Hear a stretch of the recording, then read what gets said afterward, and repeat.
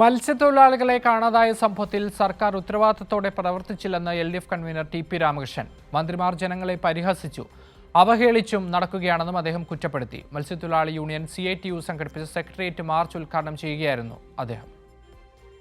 മത്സ്യത്തൊഴിലാളികളുടെ ജീവന് വില കൽപ്പിക്കാത്ത UDF സർക്കാരിന്റെ നയങ്ങൾക്കെതിരെയാണ് CITU മത്സ്യത്തൊഴിലാളി ഫെഡറേഷൻ സെക്രട്ടേറിയറ്റ് മാർച്ച് സംഘടിപ്പിച്ചത്.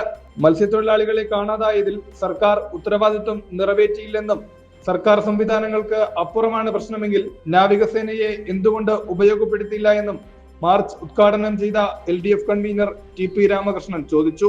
ഇതുവരെയും ഗവൺമെന്റ് വ്യക്തമാക്കിയിട്ടില്ല. നമ്മുടെ നാടിന് വന്ന ഒരു ഗതികേട് പല മന്ത്രിമാരും ജനങ്ങളെ പരിഹസിച്ചുകൊണ്ട് മാത്രമേ സംസാരിക്കുള്ളൂ, ജനങ്ങളെ അവഹേളിച്ചുകൊണ്ട് മാത്രമേ സംസാരിക്കുള്ളൂ. മുഖ്യമന്ത്രി ഉൾപ്പെടെയുള്ളവർ എല്ലാം അദ്ദേഹത്തിന് അറിയാവുന്നതാണ് എന്നുള്ള മട്ടിൽ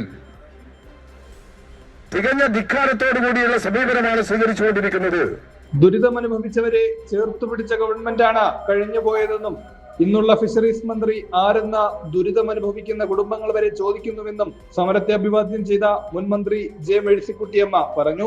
സമസ്ത മേഖലയിലാണ് കരുതൽ.